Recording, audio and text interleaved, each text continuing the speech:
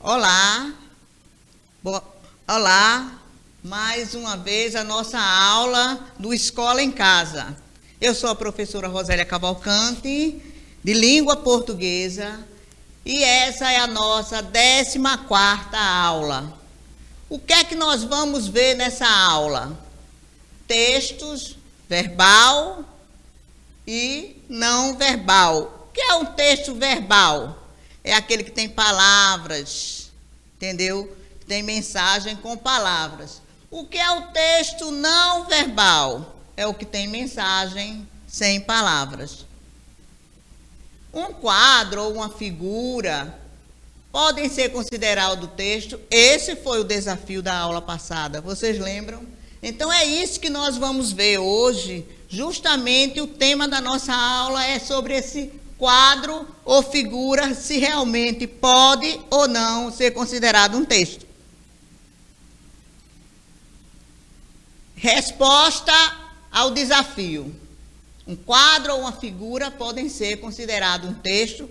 Sim, pode. Um quadro ou uma figura, ele passa uma mensagem. Naquele quadro pode ter personagem, pode ter lugares, pode ter algum acontecimento, tudo como se fosse uma escrita. Num quadro a gente pode encontrar, ou numa figura. Observe essa imagem aqui. Veja, o que é que nós vimos? Um rapaz negro e várias mãos apontando para ele. O que é que a gente observa? São mãos o quê? Mãos brancas. E esse rapaz é um rapaz negro. O que é que nós temos parecido desse texto aqui, mesmo sem ter palavras, daquele texto que nós vimos na aula passada, da delegada que entrou numa loja e que foi proibida de entrar, foi chamada a se retirar. O segurança alegava que era porque ela estava sem máscara, mas depois a polícia constatou que o motivo não foi esse. E o que é que nós vemos aqui? A coincidência de texto. Mais uma vez falando sobre o Dia da Consciência Negra. Lembra que na aula passada eu deixei uma reflexão justamente sobre isso? Então, o que é que nós vimos nesse texto aqui, que é um texto não verbal?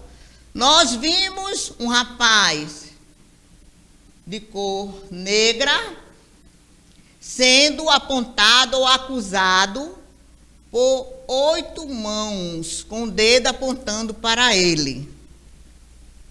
É isso que nós vimos, vamos ver. Um rapaz sentado e provavelmente 8 pessoas apontando, ocupando ele de algum fato, alguma coisa que aconteceu. É um texto? Sim, é um texto. Não tem uma mensagem ali? Se eu mostrar, sem falar nada, mostrar só a imagem, vocês mesmo iriam descobrir que ali tinha um rapaz que estava sendo acusado de alguma coisa e que o diferencial era a cor dele, diferente das mãos que estavam apontando para ele. O que diferencia o rapaz das pessoas que apontam para ele é justamente isso, a cor da pele. Aí as pessoas tinham preconceito, da mesma forma que a loja teve preconceito com a delegada que entrou. Para você, por que as pessoas apontam para o rapaz? Elas estão acusando-o de alguma coisa ou estão homenageando por alguma coisa? Olha, na imagem, a maneira que aponta-se para ele já diz que ele está sendo acusado de alguma coisa. Na imagem a gente já percebe. Então a resposta é: estão acusando-o de alguma coisa. E qual é a reação do rapaz diante da acusação? Será que ele fica ali sentado, indiferente às acusações que estão sendo feitas para ele? Ou será que ele demonstra vergonha ou choro? Dá essa impressão? Vamos ver. a impressão que dá pela posição da mão dele no rosto é que ele está ou com vergonha ou está chorando. Ele está chorando com vergonha das acusações que ele está sofrendo. O que temos em comum no texto da aula passada e esse texto? É justamente isso, a discriminação racial. É justamente os dois textos, mesmo de formas escritas diferentes, mas eles demonstram um fato real, que é o preconceito, não é isso? O racismo e a discriminação racial temos nos dois textos. Ligue as palavras do poema. Escreva um nome com acento tio. Então, o nome de um parente de vocês que tem um acento tio. Lembre-se que na aula passada a gente trabalhou acentos. E os acentos que nós vimos foi o tio, o circunflexo, o acento agudo e o C cedilha. Então, voltando um pouco à aula passada, em que a gente pegou do poema algumas palavras que tinha tio, que tinha acentos, hoje eu pergunto a vocês, escreva o nome de um parente com acento com tio. Pode ser o quê? Mãe, irmã, irmão. Só para relembrar o assunto, vamos ver outro. Escreva o nome de um parente com um acento agudo. Qual será o parente que tem um acento agudo? Vamos ver.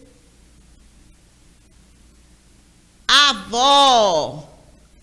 Avó. E engraçado, esse acento aí diferencia muito o masculino do feminino. Vamos ver o próximo. Escreva o nome de um parente com acento circunflexo. Avô. Olhe, avó, som aberto. Avô, som fechado. E agora vamos para mais um desafio que vai acontecer a resposta na próxima aula. Você sabe o que é variação linguística? Alguém já ouviu falar o que é variação? Variação é uma coisa que varia. E linguística da língua. Será que existe mesmo essas variações linguísticas? Vamos pensar, porque na próxima aula o nosso assunto vai ser esse. Vamos trabalhar texto com variações linguísticas. Vamos ver. Mais uma vez, deixando para vocês aqui uma reflexão de Charles Chaplin. Enquanto você sonha, você está fazendo o rascunho do seu futuro. Puxa, gente, é isso mesmo, a gente tem que planejar, sonhar. É a única coisa que a gente pode fazer e ir em busca desse sonho. Então, vamos refletir sobre esse texto de Charles Chaplin.